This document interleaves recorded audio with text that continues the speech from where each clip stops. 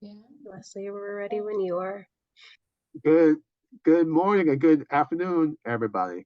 My name is Wesley Witherspoon, and I'm the participant advocate at the USC USAID. So I want to warn you guys, but this material may be unsuitable for minors under 18 because of discussion of mature nature. Or if your family member has a person with disability could serve, it might be really sensitive. So I warn you to be the thing for you. So we're going to move on.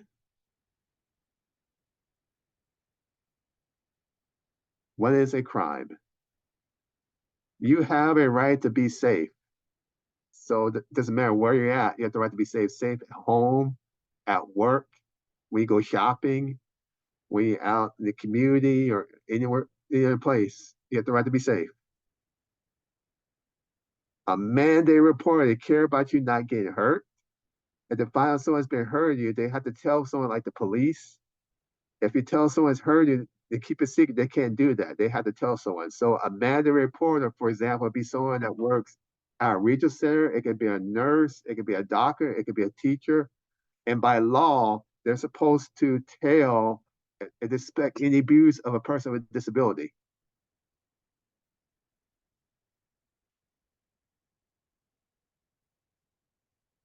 Okay. The law says a crime is any behavior that might be put be punished by being put in jail, by to pay money, or both. So that's very, very important. If a crime happens, it's any behavior that be punished, put in jail, have to pay money, or both. So you have to be responsible. If you're not responsible, things can happen to you. For example, if someone push and shove me, they could go to jail. Or if someone on purpose try to break my stuff, they could go to jail. If someone try to steal my backpack in here, they could go to jail. So that's a crime. If someone pushed me, someone tried to hurt me, someone tried to do really bad harm to me, that's a crime. People with disabilities want to be treated just like everyone else. One of the greatest rights we have is the right to be safe. When we go home, we have the right not to be hurt by anyone. When we go to work, we have the right to be treated well. We should be able to go to the store, meet people and know and have fun.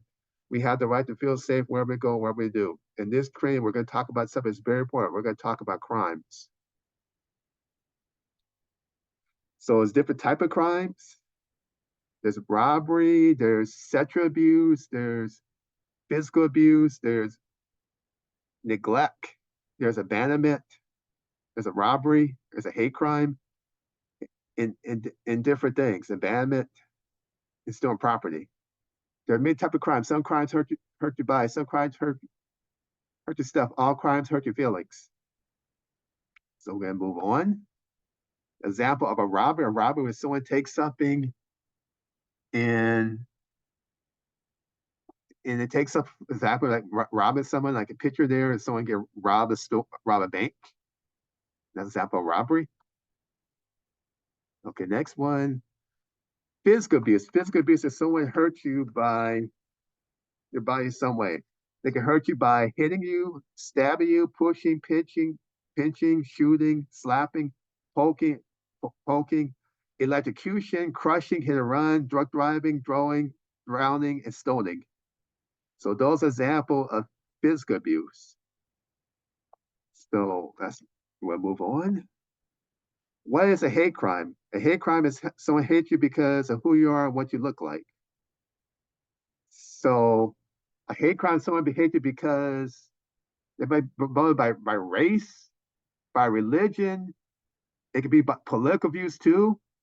They've been on all sides. There've been crimes against someone because they're different political views, religious views, and sexual orientation, things like that. And no, that's a hate crime. A man with disability, that's a hate crime. If someone hates you because of disability, that's also a hate crime. There's a difference between a hate crime and a hate crime. First of all, a reason for a crime is different. A crime can have many different reasons behind it. A hate crime when someone does something to a whole group of people and does things to hurt them. or reason to do something bad against you is because of who you are and what you look like. If someone hurts you because of reason, it's a hate crime. Second, a hate crime is different from regular crime because the punishment is worse. If a crime could prove to be a hate crime in court, the punishment is worse than regular crime. And also, it can hate you because of your race, your gender, your sexual orientation, your religion, your political views, and other things like that. So that's what hate crime is. Emotion abuse. Emotion abuse is verbal assaults, humiliation, threats, harassment, intimidation, other abuse behavior. And someone does people say things or say something that hurts your feelings, make you feel worthless. Someone does a lot is wrong. So emotion abuse is when someone says something. I'll give an example. Emotion abuse make you feel really bad. So last week I was walking from a Costco business center to the Citadel shopping center, and I was walking. There was one guy who was saying bad words at me. I just kept walking.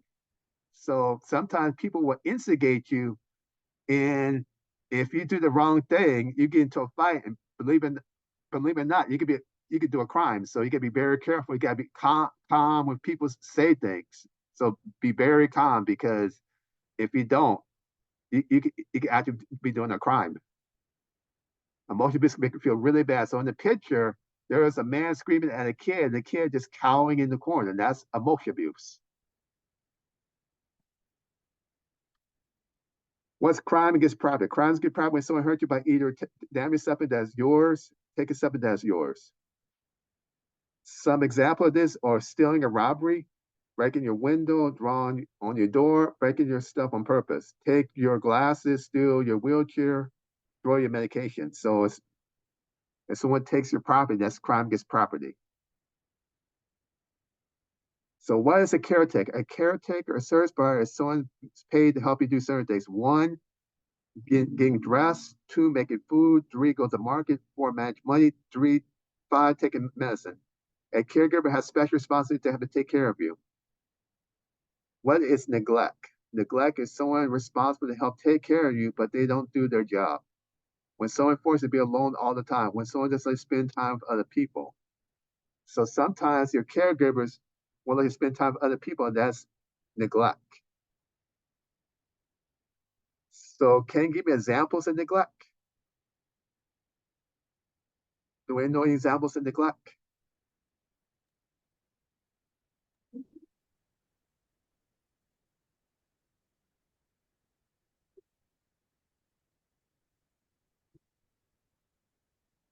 Do you know any examples of neglect, Donna? Neglect on the person served. Yes. Yeah. Denying them the right to use the restroom or to see someone that they want to see, using Yeah. their telephone, whatever, Yeah. any of their personal items. That's right, Donna. So failure to provide for food. So if you're not feeding someone, that's neglect. Water, Right? shelter, like if someone will come home at shelter, medical care, like if you need to see the doctor, that's Mm-hmm. neglect. Social contact is allowed to be around your friends, so that's also neglect. Correct. We're going to move on to the next one. Abandonment. Abandonment is all these things. Leaving you alone without ever wanting to come back. Leaving without making sure you'd be okay, but have someone else look after you. So I'll give an example of abandonment. About 10 years ago, I used to go to a program. It closed down, and one of the staff left the participants in the mall, and the participants didn't know how to get back from the mall. So that's abandonment. And the person came back to the person to the people who are serving, cursed them out, got fired, and they closed the whole program down. So for program service providers, not only they put themselves at risk, they put the whole organizations at risk. So that's very, very important. So the organizations and service providers that work with people with disabilities, when they abandon somebody, now they put themselves in danger, they put the whole organization in danger they work for. What is a abduction and kidnapping? And abduction is when someone takes you somewhere you don't want to go. So you see in the freeway alert. It might be a child alert or an elder alert or silver alert, and that's for a person with disability, and that's when someone get abducted or kidnapped. What is financial abuse? Financial abuse is someone takes money that belongs to you or help take care of your money to use it for him or herself. So how to keep crimes from happening to me? We're going to move on to the tips. How do I stay safer at home? Number one, have a key in your hand when you walk to the door. Number two, if someone drives you home, ask the driver to wait until you get into your home. Number three, never dress or undress in front of a window. Always close the curtains before you dress or undress. Number four, never open the door to someone you don't know first without asking for the ID. Have them slip their ID card under the door or through a mail slot. Number five, before you open the door, look out the window or peephole. Make sure you can see the person and you know who it is before you open the door. So I'll give you an example. If someone said that from the gas company, are you going to open the door for them? Let's say they're a police officer. Are you going to open the door for them? Could we ask for ID first before opening the door? Yeah. Or how about this one? How about someone said there was a security system? They want to see your security system. Do you let them in your house? I wouldn't. You wouldn't because they could break into your house. Right. And this example happened to me before, so I'll just let you guys know about this. Number four, never open the door to someone you don't know first without asking for the ID. So make sure you have the ID before they come to your place. Have them slip the ID under the door or through a mail slot. So make sure that it's a real person. It could be with the cable company, it could be the wire company, it could be the gas company, it could be a firefighter, it could be a police officer. So you make sure you get ID to prove who they are. And don't let people into your house that you don't know because it could be anybody. Number five, before you open the door, look out the window or peephole. Make sure you can see the person and you know who it is before you open the door. So that's really important. Number six, make sure the outside your home is well lit. If you live in an apartment, make sure that all the lights outside are working. So a lot of people with disabilities live in apartments, so make sure the lights are working. I lived in an apartment for 3 years, so I go under this. Number seven, never let anyone know you're home alone. So why you don't want anyone to know you're home alone for?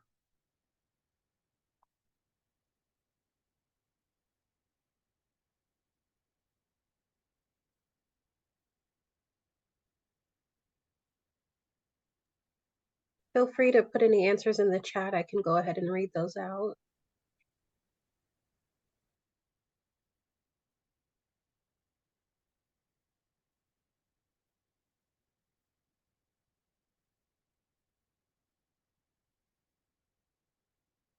Yeah. Okay, so the reason why you don't know you're home alone for it because they target people that are by themselves. So if you can, try to walk into groups too, because singles they get targeted.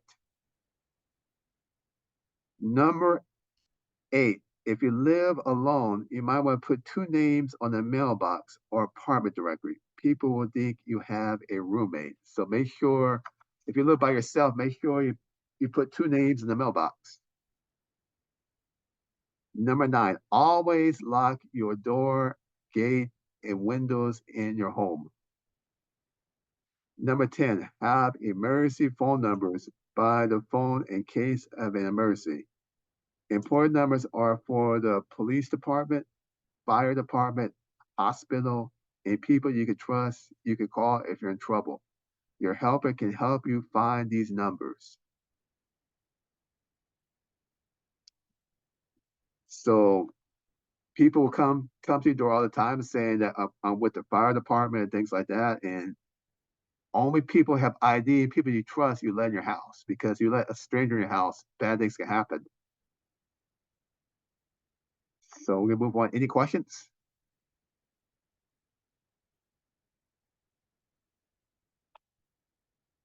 We'll move on.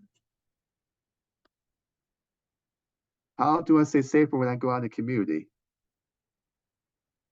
Try to walk with a friend. Try not to go out at night alone. If you do go out at night, carry a flashlight. So if you go out at night, carry a flashlight because you want light. Because criminals, they love when it's dark because nobody can identify them. That's the reason why they like dark places. Number two, try not to go to places you do not know very well. Stay alert of your area at all times. So don't go to places you don't know very well. Number three, do not walk on empty streets, empty lots, construction sites, or buildings that are not in use, dark places, or near alleys. Walk in busy, well-lit streets. Avoid shortcuts.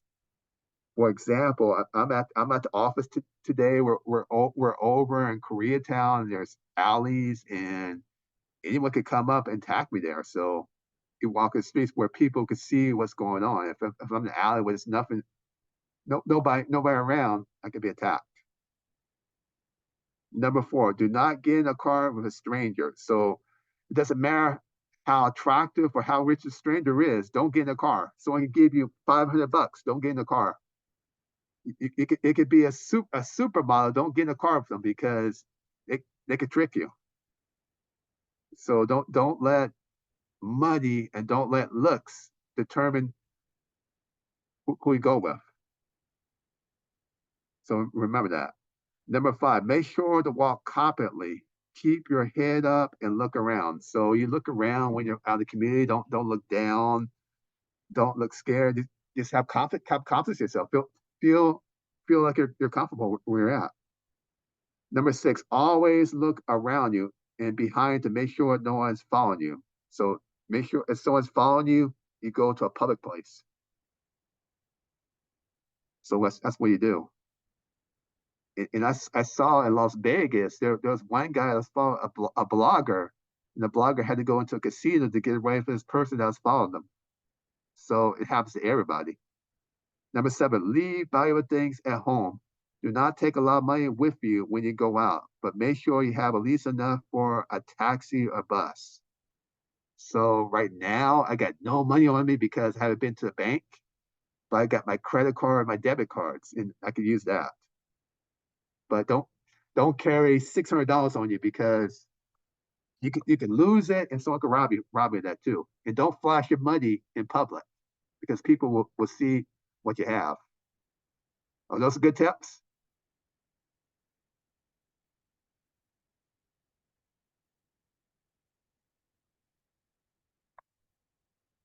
Okay, yeah, okay.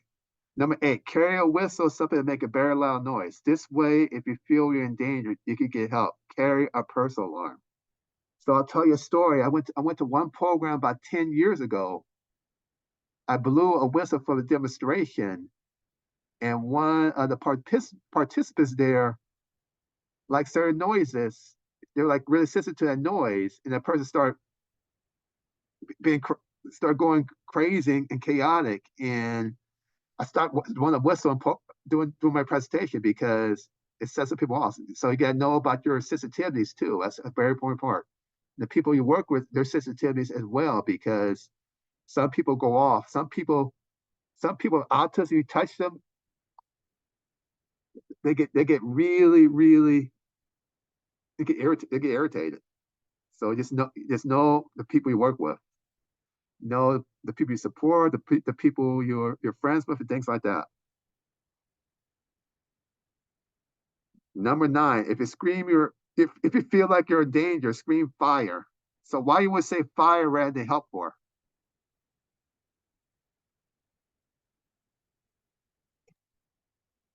Sometimes people don't respond if you just say help. Yeah. So you scream fire because people will pay attention to fire. If you say help, help, help, people they won't help you. Make a loud noise, use a whistle, and run in towards bright lights and people. Try to get the store that's open. So if someone's attacking, go to a store that's open. So when I came out of high school, my very first year out of high school, my best friend and I were waiting for a bus, and there was a group of guys. It was about 3 or 4 guys that were in a car, and they were making fun of my friend. My friend hits the car. They came out of the car, try to attack us, and I ran to a store. So I used that technique. And I was upset with my friend. I didn't speak to my friend for like over a week after that.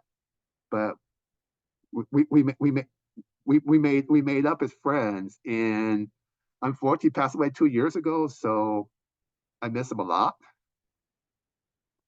And just be careful. People will irritate. They'll make you really mad. So don't fall into a trick. People might curse at you, things like that. Guess what? If a person curses at you, then you curse back at them. You gotta fight and get. You both go to jail, not one person. Even the person that started the thing retaliate. They get in trouble too. So they don't take sides. It puts you both in jail. Number 10, be aware. Wear headphones connected to your music device. A cell phone can distract you and make you a target for danger. So wear the headphones and be on your cell phone. You see it like this. If I'm my cell phone like this, I'm not. Someone could attack me behind me because I'm not looking. So that's very important. So any questions about how to stay safe in the community?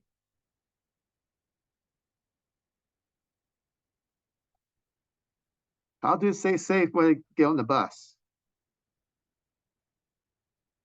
So what do you do to stay safe when you get on the bus?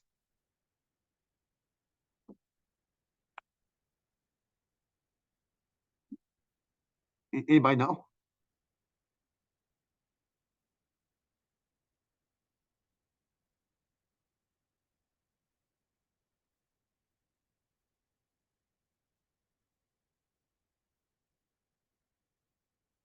Anybody know? Maybe avoid sitting all the way towards the back of the bus where there might not be a lot of people back there. Yeah, that's a good tip. Okay, tip number 1. Plan and use most safest, most direct route to your destination. So make sure you go directly to your destination. Don't take 4 or 5 buses. Number 2, wait at bus stops. Buses at bus stops that are well lit, have a lot of people waiting. So make sure you have a lot of people around you because you're by yourself. You could be attacked by yourself. You want witnesses too. So make sure it's well lit and a lot of people waiting. Number 3, do not wait alone at bus stops, train station, or cab stands. If you have to wait alone, make sure you have a flashlight and whistle for you. It suggested you could get your friends together to ride the bus together. So at our regional center, we have people that use services. We made 8 or 9 people on the same vehicle. So that way there's witnesses and support. Number 4, when you take a bus, try to sit near the bus driver. So like Imai said earlier, if you sit in the back of the bus, nobody knows what's going on. If the bus is too crowded, just wait for the next bus. Is that a good tip, Imani? Yeah, absolutely. Number 5, when you get off the bus, look at the people who are getting off with you. Make sure you're not being followed once you get off the bus. If you think you're being followed, walk into the first public place you see. Okay, tip number 6. Make sure before you go out somewhere, you tell people you trust 3 things. Tell them where you're going, tell you who you're going with, tell them what time you expect to be home. If you're going to be late going home, tell the person you trust and let them know how late you'll be. Okay, next tips. How to stay safe when on a computer. So you guys know how to stay safe on a computer? Yes. This is very important because a lot of crimes now don't happen in the community. They happen on the computer. Will you tell someone your social security number? Never. No. How about your credit card number? No. No. So be careful out there. There's relationship scams, there's business scams, there's employment scams. So make sure you're safe against those because it could happen. Actually, like 3 months ago, someone tried to scam me, try to get my social security number and my debit card number because they wanted me to buy cryptocurrency, and that's a scam. So we gotta be very careful when you're on the computer. So I'm gonna move on. You have the right to feel safe. If a crime happened to you, you should tell someone. You can do things to make you feel safe. If a crime happened to you is wrong, you should go out and tell someone that will believe and help you. You have the power to keep crimes that happen to you. If a crime has happened to you, you have the power to do something about it. Remember, you have the power. Thank you very much. Give yourself a hand.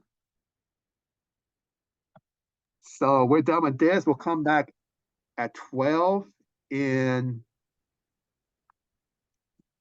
think about we're back at 12. We'll probably start 12:05. Take care, everybody.